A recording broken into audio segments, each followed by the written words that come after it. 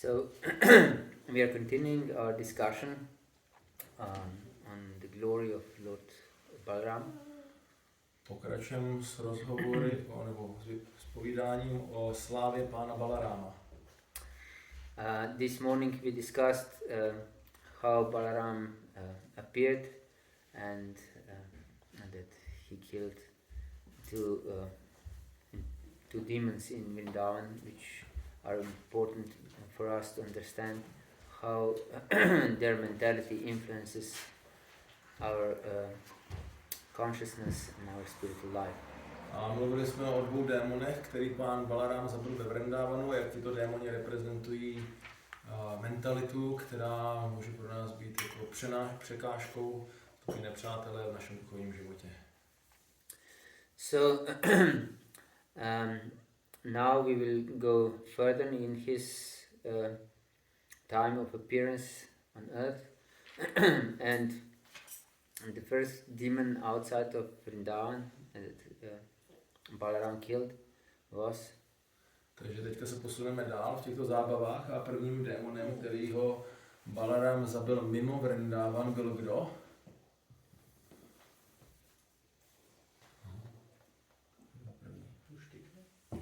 Mushtika. Yes, Mushtika. Ano, je to Muštika. Of course, Krishna and Balaram killed soldiers, Kamsa's soldiers before. When Krishna broke this gigantic Shiva's bow.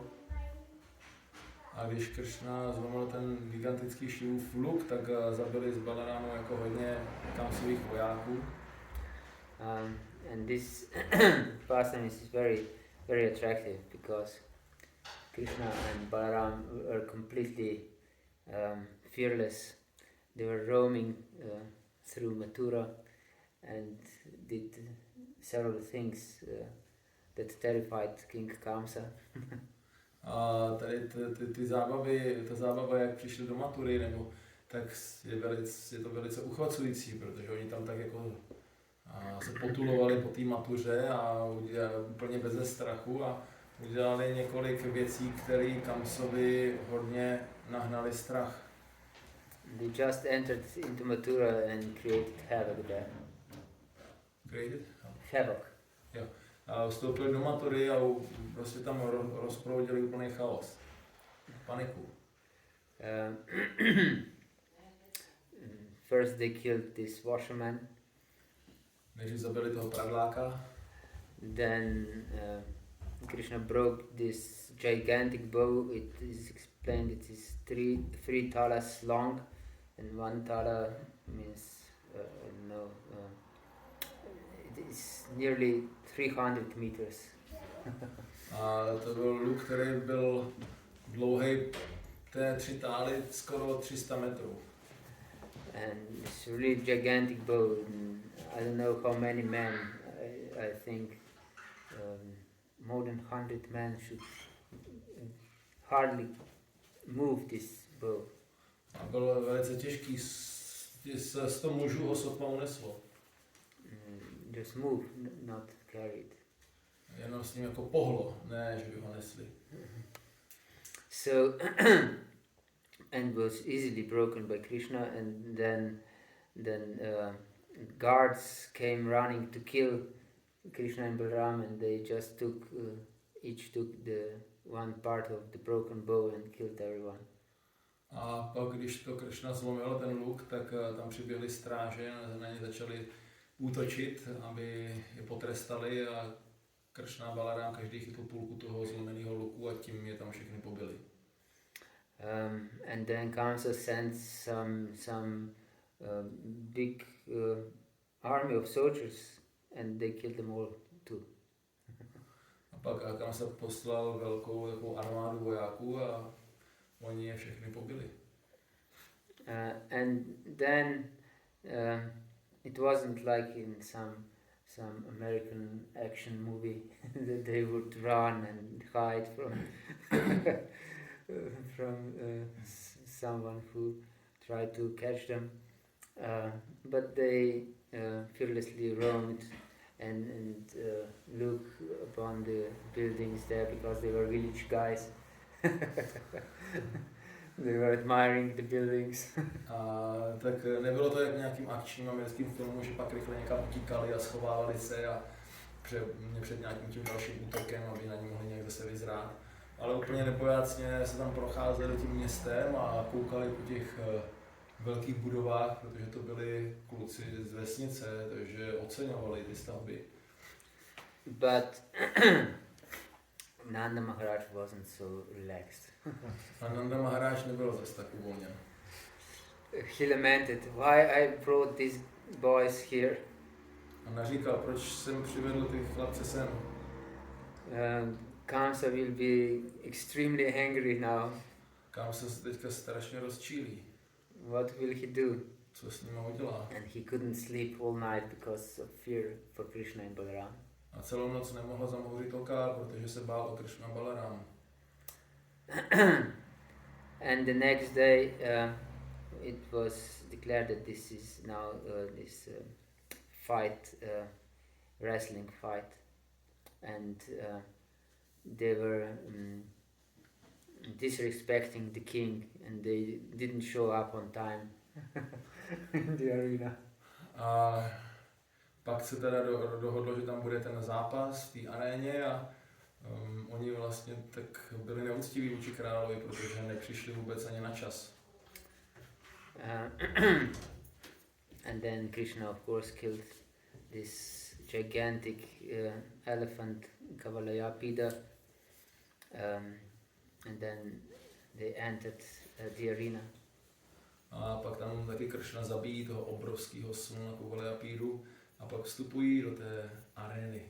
And they looked splendid because they were sprinkled by blood of this elephant. Splendid means? CI. Zářil. Yes. Takže zářili, když tam vstoupili a byli potřísněni tou krví toho slona. Yes, and he had stains of blood on white complexion.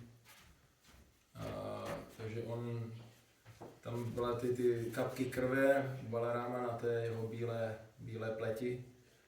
And Krishna looked also very beautiful with red stains on his bluish black complexion. A Krishna vypadal taky překrásně, když měl ty červené skvrny na své namodralé, černalé barvy pleti. And then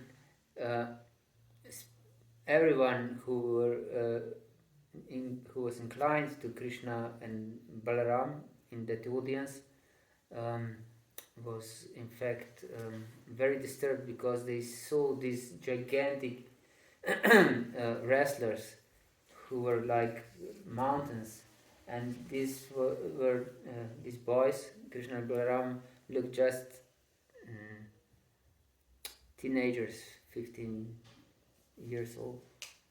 A ti, kteří měli náklonnost ke Kršnovi v tom publiku, tak byli velice znechuceni celou tou situací, a rozrušení, když viděli ty dva zápasníky, kteří se měli utkat s Kršnou a Balarámou, jaký jsou to hory masa, který tam prostě s nimi měli bojovat, a Kršna a Balaráma vypadali jenom jako takový obyčejní chlapci ve věku 15 let. Yes, and they weren't muscular. Nebyli nějaký svalnatci. And so especially ladies were completely disturbed and said that if someone that this should be stopped, that this is irreligious, and where irreligion is supported, everyone degrades, and they wanted to leave this place. Zvláště ženy říkali, že toto není možné, tohle se nemůže odehrát, to je velice bezbožné, a kdekoliv je bezbožnost se takto aplikuje, tak všichni budou degradovaní a bylo by nejlepší odejít z toho místa. And also Krishna said the same, that they're mismatched because they're heavyweight category and they are really like lightweight according to them. A Kršna taky říkal, že to je nepoměr tady ten zápas. Oni jsou taková těžká váha, ti zápasníci, a Kršna s Balaramou jsou lehká váha, tak jak můžou spolu zápasit. But these wrestlers perceived Krishna and Balaram as strong as thunderbolts. Ale ti zápasníci, oni viděli Kršnu a Balarama a vnímali je jako, že jsou velice jako silní, jako blesky a hromy. Because everyone perceived Krishna and Balaram according to their own disposition towards them. Protože každý vnímal Kršna a Balaramu v tom vztahu, který k ním specificky měl. And that means whatever type of relationship we develop towards Krishna and Balaram, in the same way they respond and they appear to us like this. Že jakýkoliv vztah my jakoby nějak nabízíme Kršnovi Balarámovi, tak oni s tím stejným způsobem se k nám budou vztahovat a budou se tomu přizpůsobovat. So for the ladies in the audience, they appeared just like Cupid personified. Pro ženy v publiku tak vypadaly jako zosobněný Amor. And for King Kamsa, they looked like death personified. Pro krále Kamsu vypadaly jako zosobněná smrt. And for atheists, they looked like ordinary people. A pro ateisty jim připadali jako obyčejní lidé. It's translated different sometimes as Virat. Virat is translated as universal form, or it can be taken also as composed of material elements, of universal elements. That means that, they have material bodies. Vysvětlení toho slova Virát, kterým jako vnímají Kršna a Balarámu ateisté, a to buď znamená jako vesmírná podoba, že jako vnímají v tomto smyslu, anebo Virát může taky znamenat z hmotných prvků, že prostě vnímají jako domělý hmotná těla. And so they replied to Krishna and Balaram that you just appear like weak boys, but factually you are extremely strong and you know how to fight because you fight all the time with cowherd boys. So we heard your glory even here in Mathura. So let's fight the real fighters. A oni ty zápasníci ale viděli, vy nejste jen tak obyčejní chlapci, vy jste jako dobří zkušení bojovníci a jste zvyklí bojovat. Víme to, že jako pastevci krav tam spolu na pastvinách máte svoje zápasy a ta sláva o tom už jakoby je známá i tady, tak pojďme teďka zkusit jako opravdický boj. And Krishna and Balaram agreed and they fought. Krishna a Balaram tedy souhlasili a začala bitka. And then the fight was really intense. Both fighters, both pairs, Krishna fought with Chanura and Balaram with Mushtika. They didn't spare even their own body. And heavy blows were heard in the audience, and they throw each other on the ground and so on and drag here and there.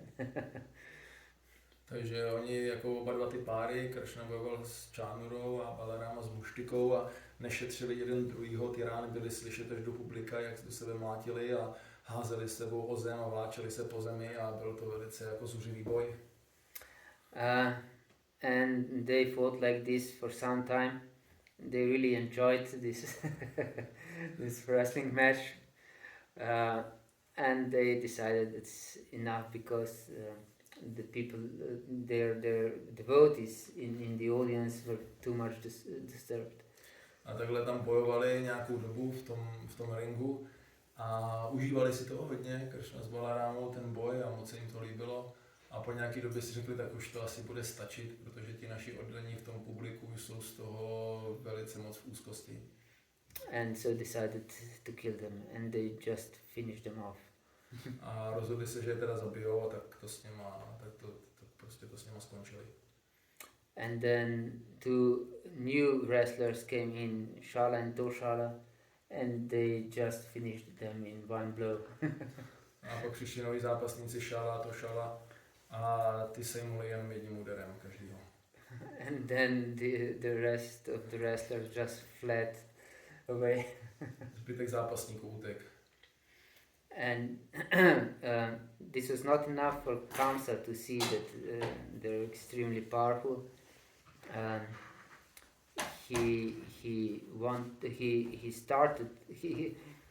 First he said for this music to stop. A to nestačilo Kamsovi, aby jako si uvědomil, že jsou opravdu jako neomezeně mocní. Tak nejdříve nařídil, aby ta hudba, která tam k tomu hrála, přestala. Because there was music for his pleasure, and they continued to play when Krishna and Balaram killed all the wrestlers. It was some pleasurable music, but Kamsa was not in the mood to hear them anymore. Ta muzika měla být pro uspokojení krále Kamsy, ale Kamsa tam měl ty zabitý jako bojovníky a prohrávalo se a ta hudba pořád hrála, ale Kamsa si to opravdu jako už neužíval. And he ordered to arrest Nanda and kill Vasudeva and Devaki and King Ugrasena. He was really furious, but Krishna just jumped on the dais where Kamsa was and threw him down on the ground and killed him. A začal Kamsa nařizovat a rozkazovat, že mají za to Nandu Maharáža zabít Vasudevu, Ugrasenu a byl extrémně rozčílený. A než se jako cokoliv mohlo stát, tak Krishna vyskočil za ním na tu plošinu a strhnul ho dolů na zem a tam ho zabil. And then Kamsa's brothers came running, wanted to kill Krishna and Balaram. And since Balaram wasn't considered a son of Devaki, because Devaki was considered a sister of Kamsa,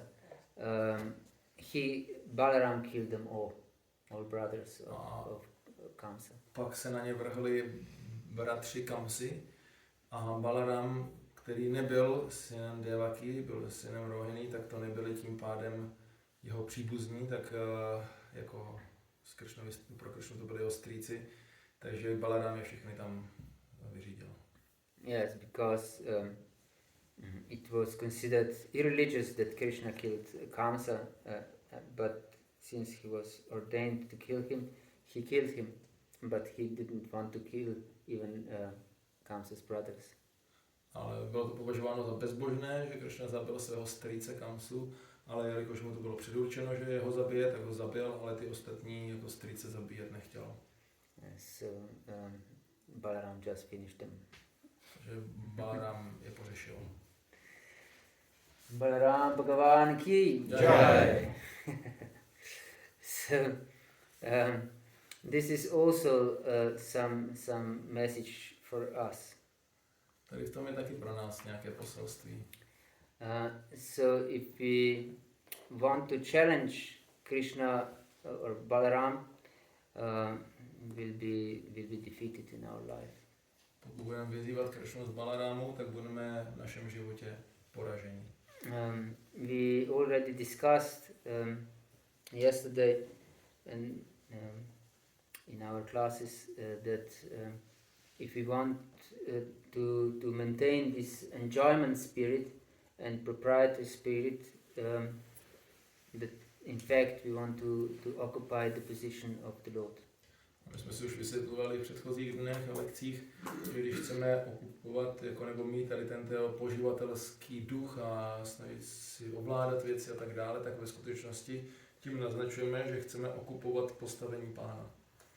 And if we want to fight for our position, that means we fight Krishna in fact. A když chceme bojovat o takovou pozici, tak ve skutečnosti tak to se chystáme bojovat s Krishnou. And usually in our fight, it's also called fight for existence.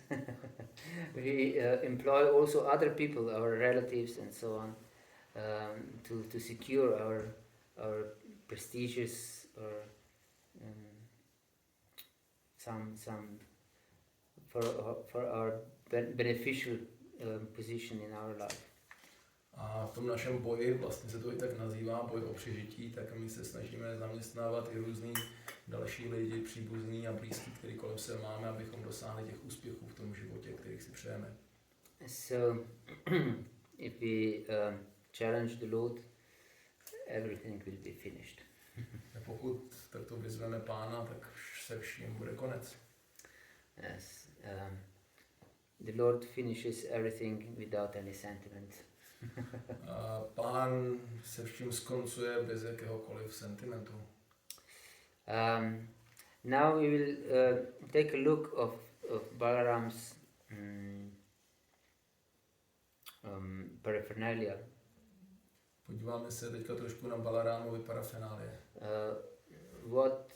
What thing was carried by Balaram? Jakou věc Balarám nosí? Pluh. Yes, plough. I understood this. To je pluh, ano, jsi rozuměl. Yes, he carries a plough. And what is done by the plough? A co se s pluhem dělá? Oře. Yes. Ano, oře se s ním. So it's used to plough the land. Používá se k tomu, aby člověk mohl takto pluhovat, orat zem.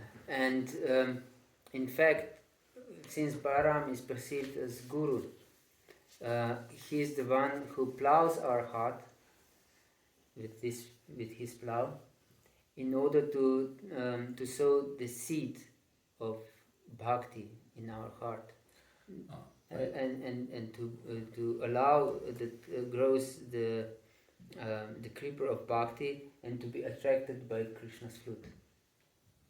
A pan Balaram jako původní guru tak zařizuje, že on jako zorá pěkně to naše srdce, aby tam mohlo zasadit semínko bhakti, aby mohlo pěkně růst a byl přitahován zvukem Kršnovy flétny.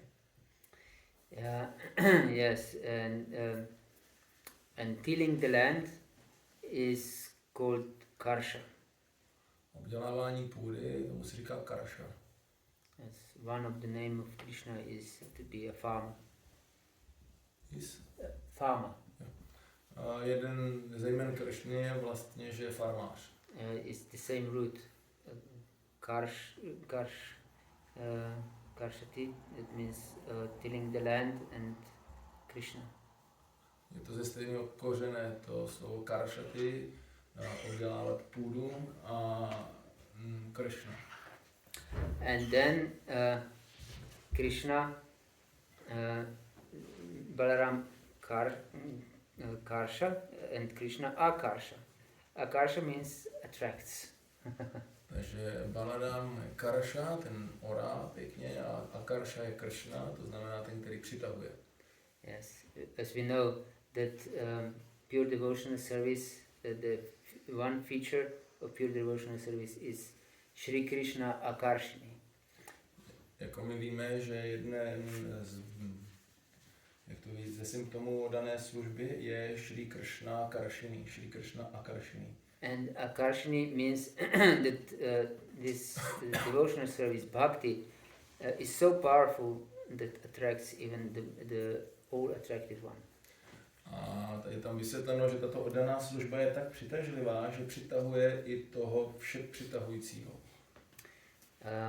And this is not just one-way attraction, because ourselves, jivas, who develop bhakti, are also attracted to Krishna.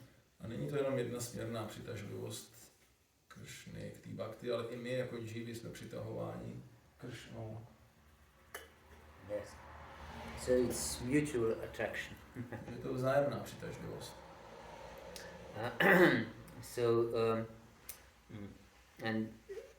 But of course, our heart, in order to this bhakti lata to grow from it, should be fertile. Ale aby ta bhaktilata mohla růst v tom našem srdci, tak je potřeba, aby tam byla úrodná půda. For example, there is some story from the Bible in which Jesus said that there is a sower who sows the seed on the field, but this seed is coming on different surfaces.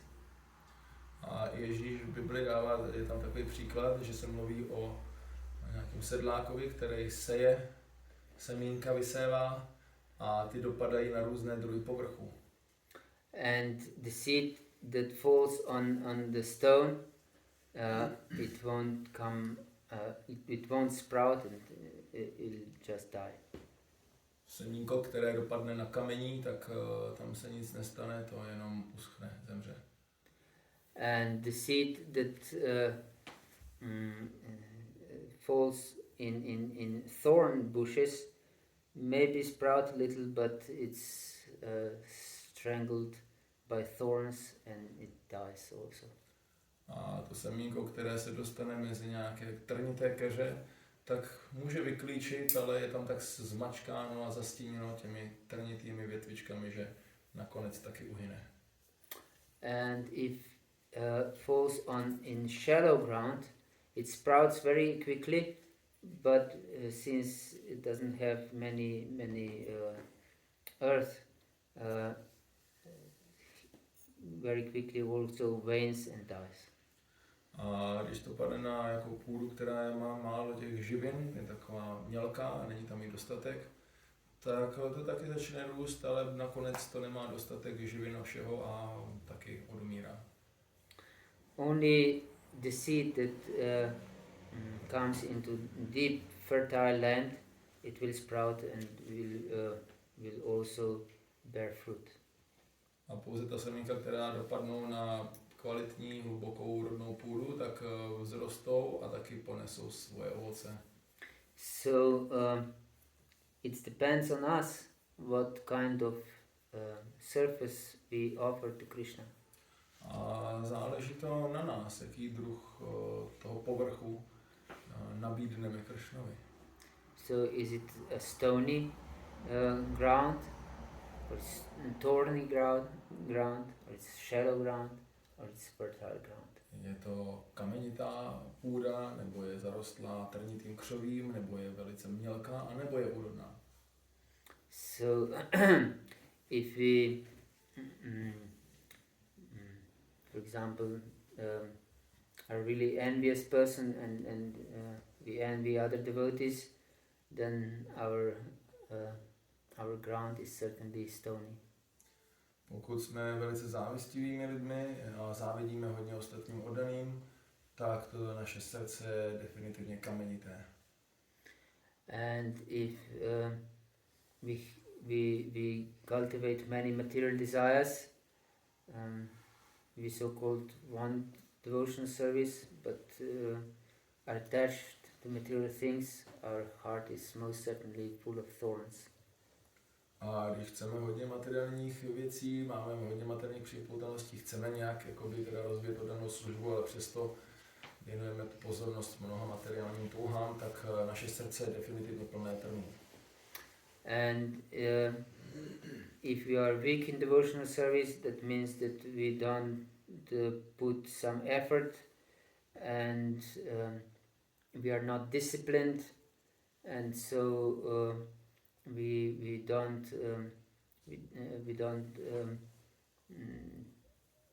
keep our sadhana very strict, then our land is very shallow. A pokud my nejsme dostatečně silní v oddané službě, máme mnoho slabostí, nejsme ochotní podstoupit tu náležitou disciplínu a regulaci a nejsme dostatečně striktní a tak dále, tak potom ta naše půda je velice taková mělká. Maybe we are inclined and our bhakti will first sprout very quickly and it will be seen very nice, but since we are not regular in our watering our creeper, it will and it is very shallow.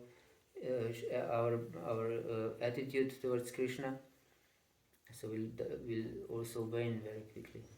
Můžeme tam na začátku projevit nějakou náklonnost k oddané službě a na začátku ta rostlinka může rychle povyrůst a všechno vypadá moc hezky v té oddané službě, ale potom, jelikož nejsme právě dostatečně silní v tom, abychom ji pěkně podle náležitě vyživovali a tu rostlinku zalévali tím nasloucháním, pivováním a dalšími věcmi, tak postupně bude taky slabá a odumře. And only if we are really serious about what we hear, and we take it to our heart that this is the only way for my life to be successful, and I will not compromise it even for a little bit, then our land is fertile and deep. A když nasloucháme velice upřímně a pozorně a máme v to plnou víru a víme, to je pro mě všechno, nic jiného pro můj život nemá smysl a udělám pro to všechno bez jakéhokoliv ústupku, tak potom ta naše půda je hluboká a úrodná. So we should consider ourselves and see how deep is our land. Tak bychom se měli takhle podívat sami sobě do srdcí a zvážit, jak hluboká teda ta naše půda v srdci je.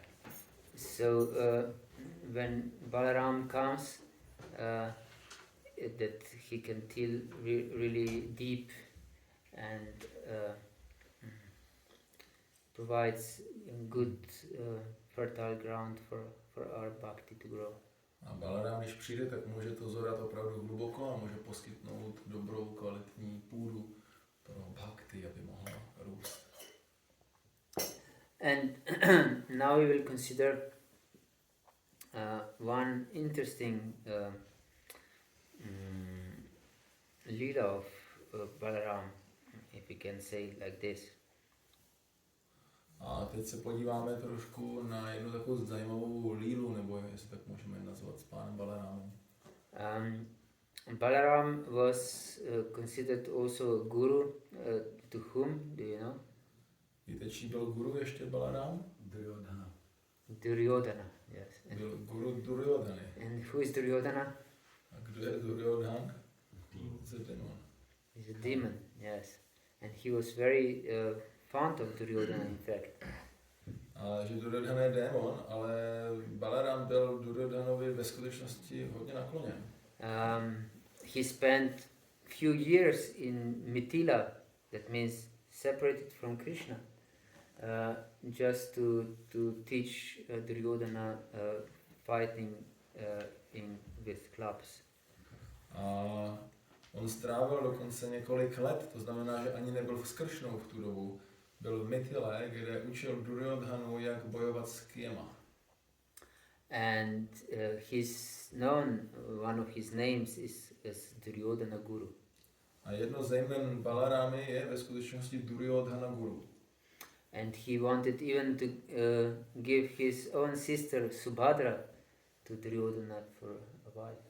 A dokonce chtěl i svoji sestru Subhadru provdat za Duryodhanu. And Krishna had to conspire with Arjuna to take her. A Krishna to musel celý konspirovat a navést Arjunu, aby ji unesl předtím.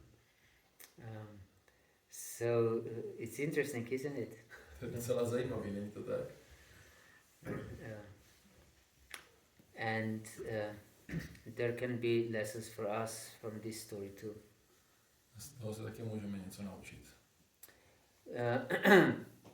Because we may consider that Duryodhana was very dear to Balaram. Můžeme zvážit, že Duryodhana byl Balarámovi velice blízký. And Duryodhana, as we know, he hated Krishna. A víme, že Duryodhana nesnášel Kršnu.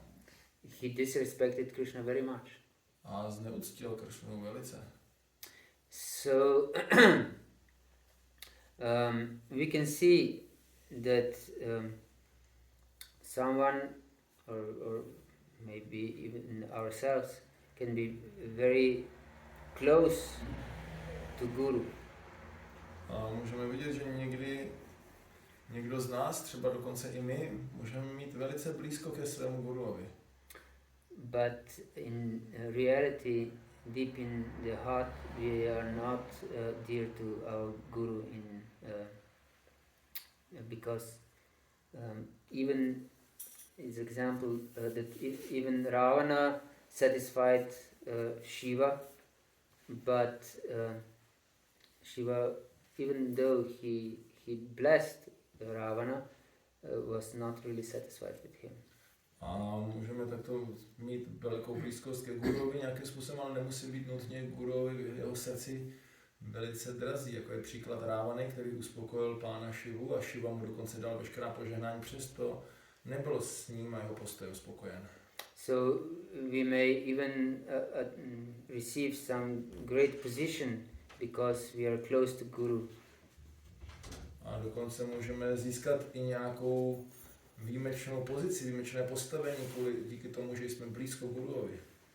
And maybe other disciples of Guru who are sincere, they don't have so much opportunity to associate with Guru or to be seen, to be favored by the Guru so much.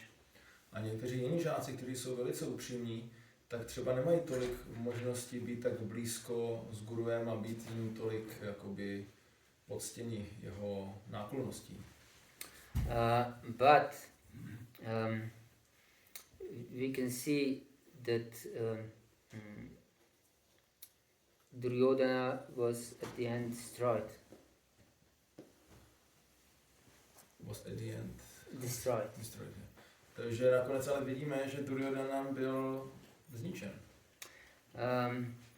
And of course Duryodhana didn't really satisfy Balaram because he disrespected Krishna. A Duryodhana jako neuspokojil Balaram v pravém slova smyslu, protože Duryodhana zneuctíval Krishnu. And we may be close to our guru, but if we have this demoniac mentality and we disrespect Krishna, in fact, even if apparently Guru is satisfied with us, we deeply dissatisfy him in reality. Stejně tak my můžeme být blízko ke guruovi a vypadá to, že ho těšíme, a může to tak i navenek vypadat, že je s námi spokojený, ale jelikož může mít tu mentalitu, že ve skutečnosti nejsme úctiví vůči Kršnovi a tak dále, tak on v jádru samotném s námi není spokojen. Because we explained that as Bhakti-Siddhanta Saraswati Goswami explained that Guru is one. Protože jak je vysvětlil Bhakti-Siddhanta Saraswati Goswami, Guru je jeden. And Guru means is Krishna. A Guru znamená Krishna. And if Krishna is not satisfied, he may appear outwardly as satisfied even, but this is just for cheating us. A když Krishna nebude takto s námi spokojen, tak i když může navenek vypadat skrze toho guru, že je spokojen s námi, tak to je jenom za účelem toho, aby nás podvedl. And we may think how we are can be disrespectful towards Krishna and be respectful towards the Guru. Můžeme si říkat, no tak jak bychom mohli mít úctu ke guruovi a zároveň nemít úctu ke Krishnovi. Because when Guru arrives, we are very respectful towards him and we serve him and so on. But we may be very much disrespectful towards Krishna. A dokonce i když se guru přijede a je tady s námi, tak se velice pěkně chováme, všem máme obrovskou úctu, sloužíme mu všemi možnými způsoby. A přesto je možné, že zároveň v tu dobu budeme neúctiví vůči Kršnovi. And how we are disrespectful towards Krishna? A jak to je, jsme neúctiví vůči Kršnovi? For example, we chant the holy name with offenses.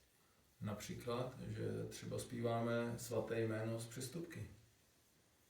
and this is certainly dissatisfying for Krishna.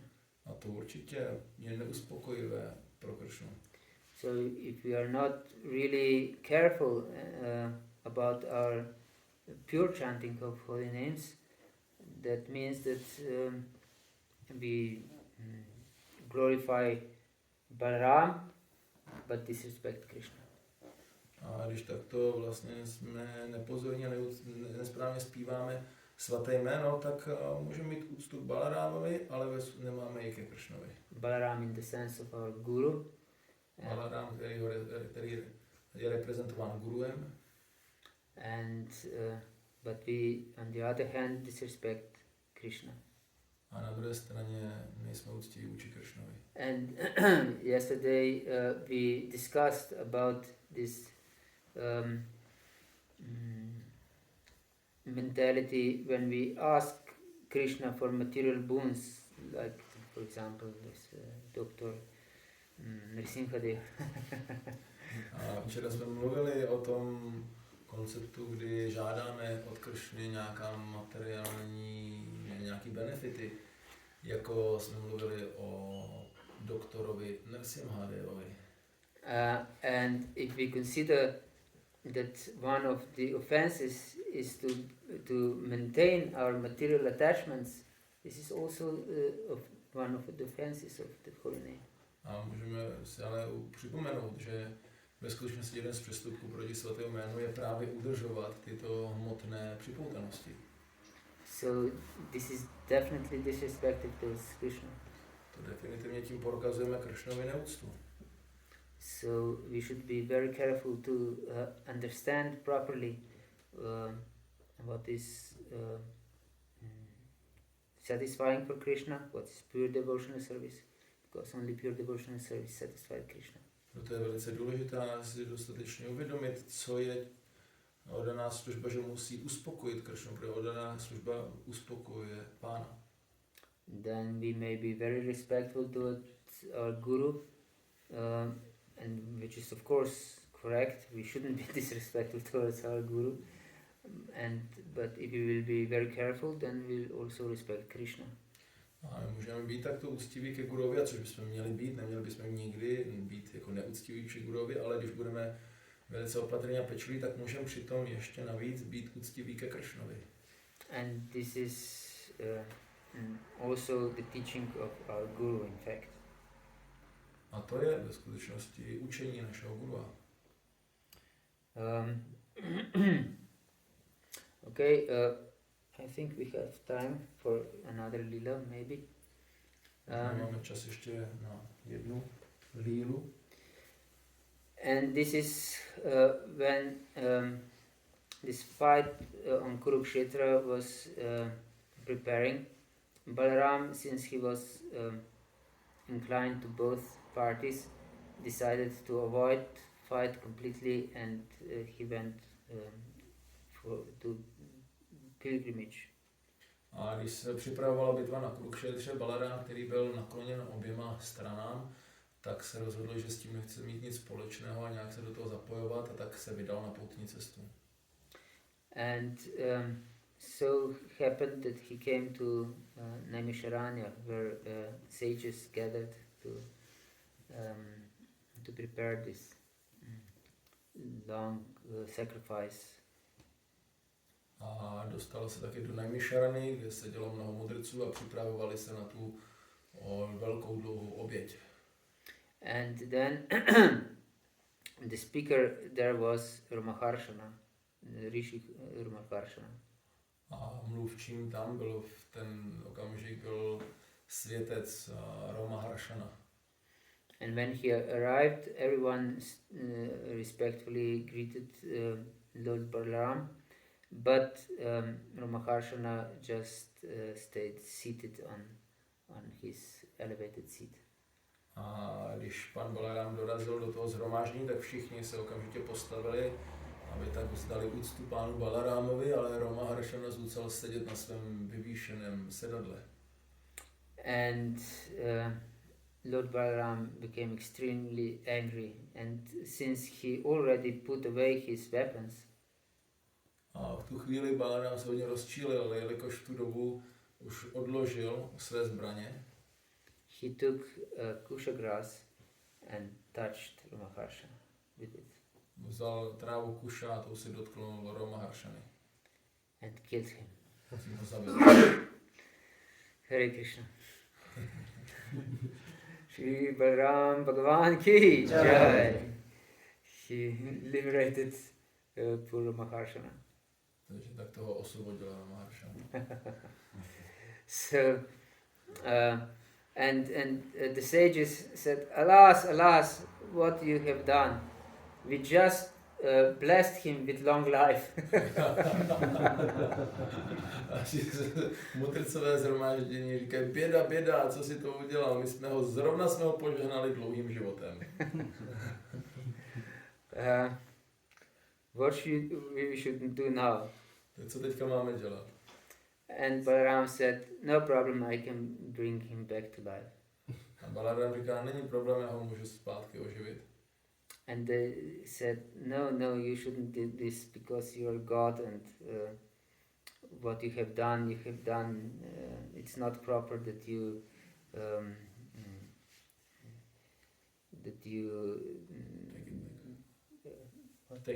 take it back. Your deed.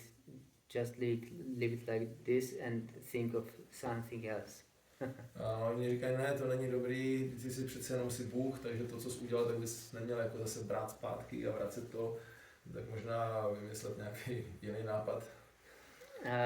And then he said that, okay, in Vedas is considered that the son is a representative of his father, so his father lives in his son, so your speaker will be Ramaharshana's son, Ramaharshana Sutta, and this is Sutta Goswami. Takže Balaram říkal, no tak dobře, tak otec žije ve svém synovi a v tom pokračuje ten jeho život, takže tím dalším mluvčím nechce stane Ramaharshana Sutta, neboli syn Ramaharshany, a to je Sutta Goswami. And he will obtain all your blessings to Ramaharshana, will be transferred upon Sutta Goswami. A všechna ta požehnání, co jste dali Ramaharshanovi, budou přenesena na Suttu Goswamiho.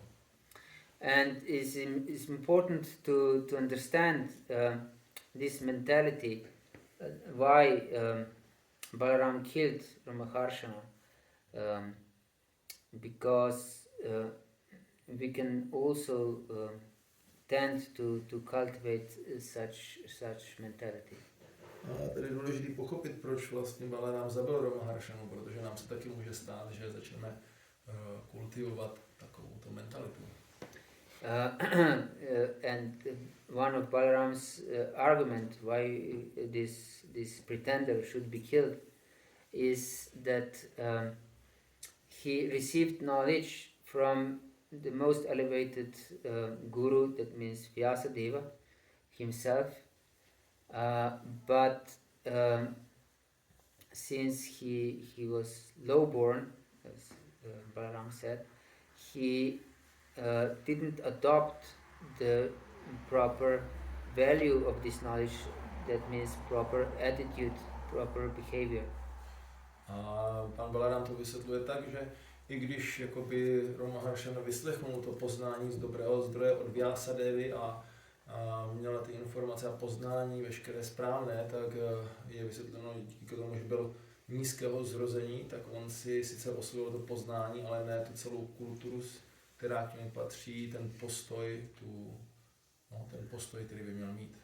Because we should consider how elevated Ramaharshana was, that he was selected to be a speaker to most elevated sages in the world, in fact. A můžeme si uvědomit to postavení Ramaharshany, kdy on byl vybrán jako představitel a mluvčí před nejlepšími, největšími mudrci a svědci té doby.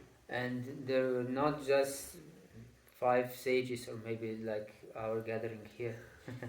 A tam nebylo nějakých 5 mudrců zrovna, nebo tady třeba tolik, kolik je nás tady v této místnosti.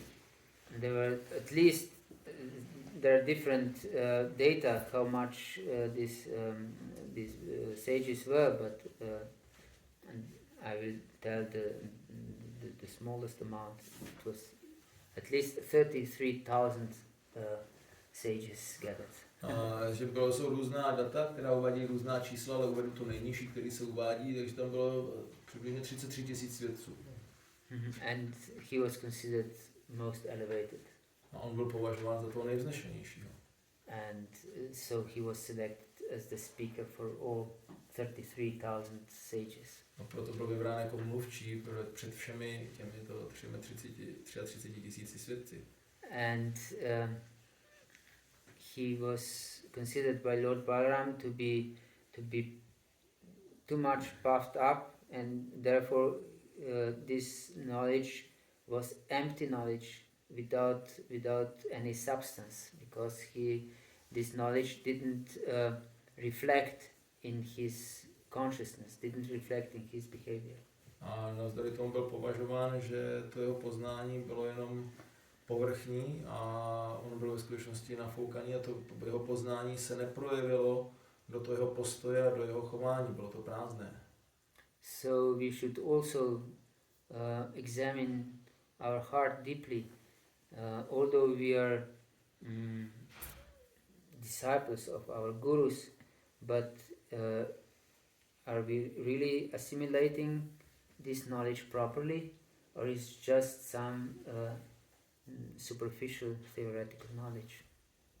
A stejně tak my bychom se měli podívat do našeho srdce, jestli opravdu máme tu náklonnost našemu gurovi a reprezentujeme ho opravdu jako správně z hlouby našeho srdce s tím správným postojem, anebo je to jenom nějaký povrchní, prázdný poznání.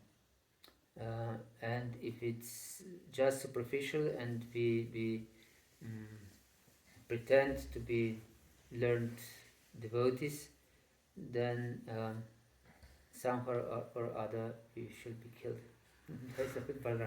A pokud je to povrchní, ale přesto se prezentujeme jako velice znalí a učení oddaní, tak nějakým způsobem bychom měli být zabiti Balarámem. Yes. Hare Krishna. Shri Balarama Bhagavan ki. So, Hare Krishna. Is there any questions?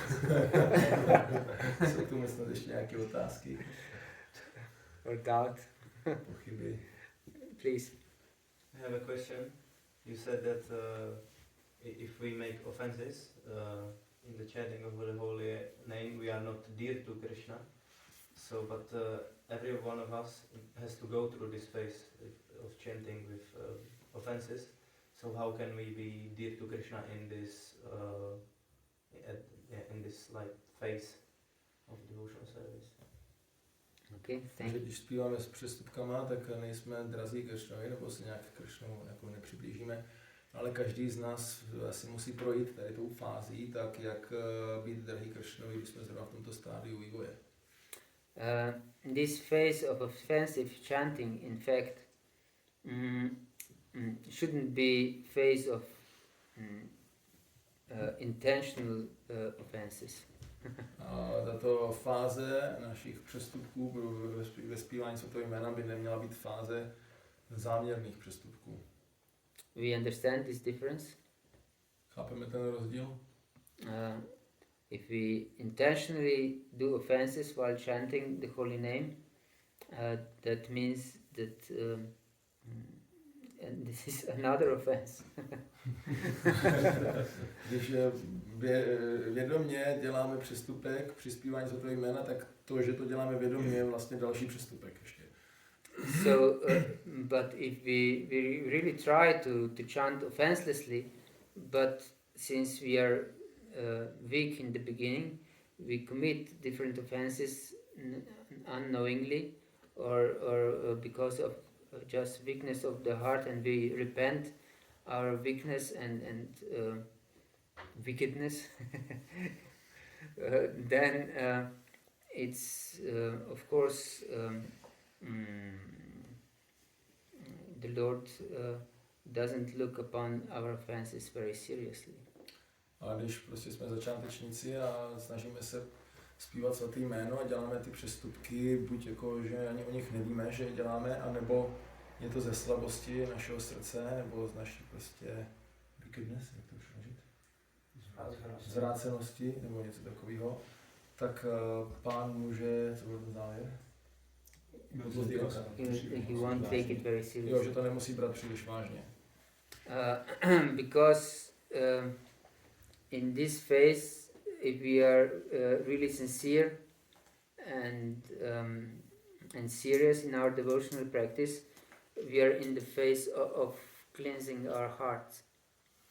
Takže když my teďka praktikujeme tu oddanou službu a jsme upřímní, tak jsme ve fázi, kdy se to naše srdce pročišťuje. And we deeply repent our offenses and we try to rectify us. A opravdu litujeme svých přestupků a snažíme se to napravit. But if we don't, then these offenses became grave. Ale když toto neděláme, tak ty přestupky se stanou vážnými. And if we don't understand properly our philosophy, then even if we try to get rectified, we are not getting rectified. We are being immersed more and more in offenses because we don't know. A když neznáme naši filozofii, tak potom, i když se snažíme to nějak napravovat, tak to nenapravujeme, jenom jsme v tom zapleteni víc a víc v těch přestupcích, protože jednoduše nevíme, jak na to. Maybe we are sentimental and we think that if we pray for our health or for good family relationships and for this and for that, we don't consider this offense, but we recite every day, or at least we should know that maintaining material desires is offensive, and then it is certainly an offense that we can never get rid of. A když jsme třeba nějak sentimentální a myslíme si, že je jako hezký se modlit o blaho své rodiny nebo o zdraví a tak dále, a nebo o nějakou jinou materiální věc a nechápeme, že to je přestupek, i když to každý den říkáme, nebo aspoň bychom to měli znát, že to je udržovat hmotné připoutanosti, je přestupek, tak potom ten přestupek budeme dělat pořád a nikdy se ho nezbavíme. And so our duty is to really deeply understand our philosophy. That's why the devotional service begins with, as we said yesterday, with proper sambandha jnana, that we know who we are, who Krishna is, and what is pure devotional service. If we don't know these things clearly, we don't consider our behavior as offensive, but it is. Takže proto musíme vědět, jak se věci mají a musíme znát ty věci tak, jak jsou, a proto ta oddaná služba začíná, jak jsme se včera bavili sambandha jnánou, tím pochopením, kdo jsme my, kdo je Pán a jaký je celý ten proces.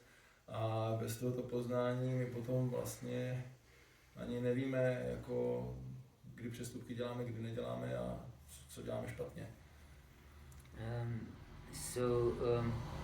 We should not consider this offensive stage as an excuse to commit offenses, but as our inability to be offenseless.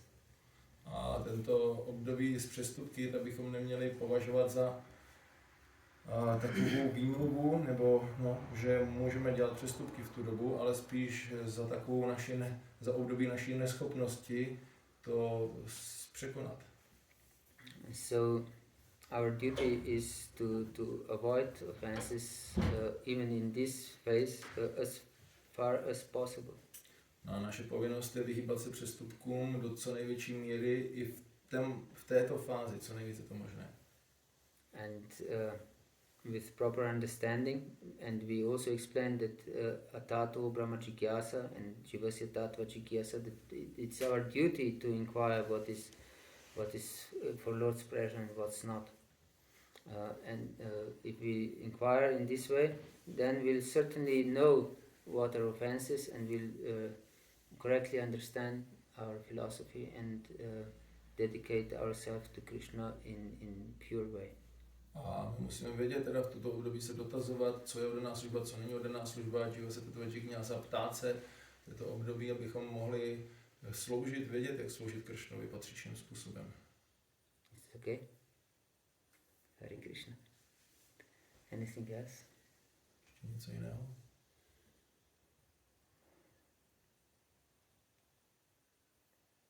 Okay. Shri Balaram Bhagavan ki Jai. Srila Prabhupada ki Jai. Shri Krishna Balaram ki Jai. Nitai Gaur Premanande.